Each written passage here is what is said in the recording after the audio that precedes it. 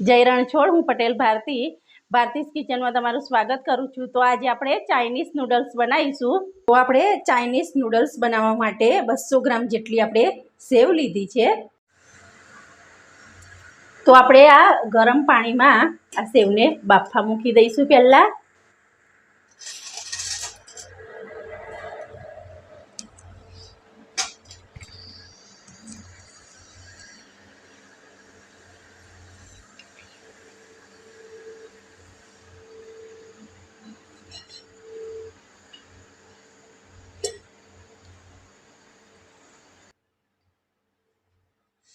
આપણે જે સેવ બાફવા મૂકી છે એમાં સહેજ તેલ પાડી લઈશું, એટલે સેવ આપણી છૂટી છૂટી જ રહે છે। 2 ચમચી જેવું તેલ પાડવાનું છે। આપણે 1 ચમચી મીઠું એડ કરી લેવાનું છે એમાં। તો આપણી સેવ બફાઈને રેડી થઈ ગઈ છે। તો એક કાણાવાળા વાસણમાં એને કાઢી લઈશું। પહેલા આપણે બાફીને આપણે આ કાણાવાળા વાસણમાં કાઢી લીધી છે। તો ઉપર ઠંડુ પાણી એના ઉપર રેડવાનું છે આપણે માટલાનું। આ કોરી થઈ જાય એટલે સરસ રીતે આપણે આ મોટા વાસણમાં લઈ લેવાની છે અને એના ઉપર આપણે તેલનો છંટકાવ કરી લેવાનો છે, એટલે એ છૂટીને છૂટી જ રહેશે આવી રીતના। અને એને હલાવી દઈશું પહેલાં આવી રીતના, એટલે એકબીજાને ચોંટે નહીં।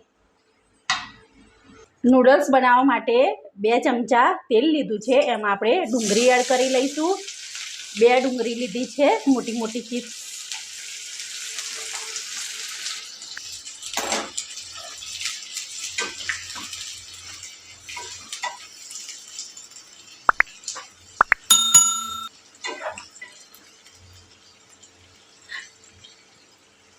સહેજ એને બ્રાઉન કલર આવવા દેવાનો છે। ડુંગળીનો આપણે બ્રાઉન કલર આવી ગયો છે। તો આપણે ગાજર એડ કરી લઈશું। એક ગાજરની પાતળી પાતળી ચિપ્સ રેડી કરી લીધી છે આપણે।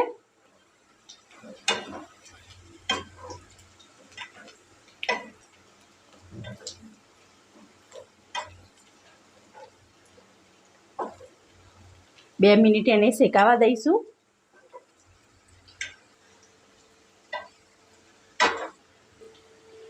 એક કેપ્સિકમ આપણે સમારી લીધું છે, તો એને એડ કરી લઈશું આપણે।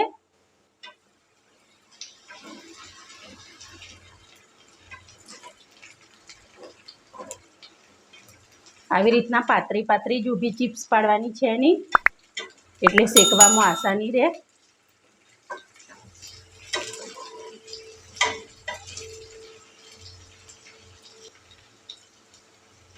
બધા વેજીટેબલ આપણે શેકાઈને રેડી થઈ ગયા છે। તો એમાં સ્વાદ અનુસાર આપણે મીઠું એડ કરી લઈશું।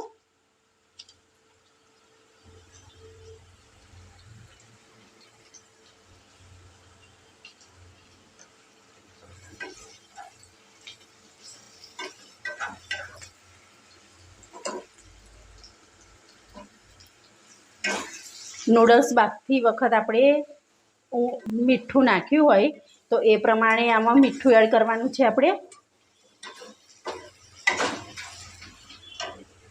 હવે બીજા મસાલા એડ કરી લઈશું।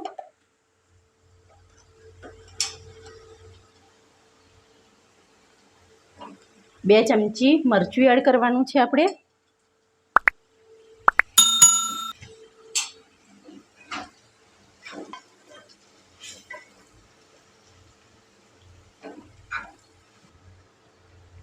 આપણે જે સેવ બાફી હતી એ એડ કરી લેવાની છે હવે। એકદમ આવી છૂટી છૂટી જ હોવી જોઈએ।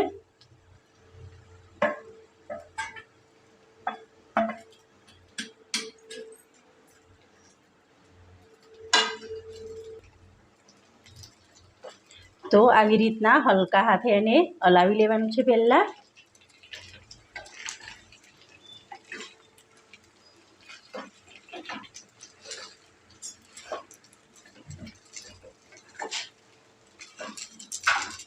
અત્યાર બાળકોને આવો નાસ્તો ખૂબ જ ભાવે છે, એટલે આપણો નાસ્તો જલ્દી જલ્દી રેડી થઈ જાય। 10 જ મિનિટમાં રેડી થઈ જાય છે આ। તમે પણ એક વખત ટ્રાય જરૂર કરજો.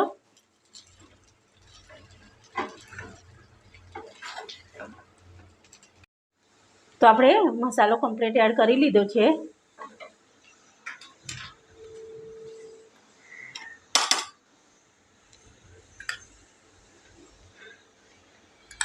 રેડ ચીલી સોસ આપણે 2 ચમચી લીધો છે, તો એ એડ કરી લેવાનો છે. ગ્રીન ચીલી સોસ 1 ચમચી લેવાનું છે આપણે. વિનેગર 2 ચમચી લીધી છે, એ એડ કરી લઈશું આપણે.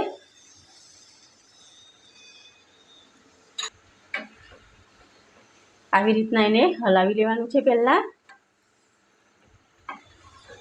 સોયા સોસ 2 ચમચી જેવો લીધો છે, તો આપણે એ એડ કરી લઈશું.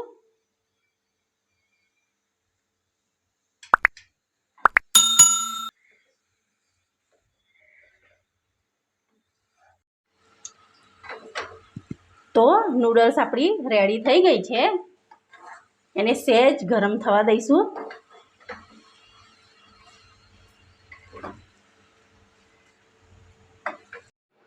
તો આપણી ચાઇનીઝ નૂડલ્સ રેડી થઈ ગઈ છે.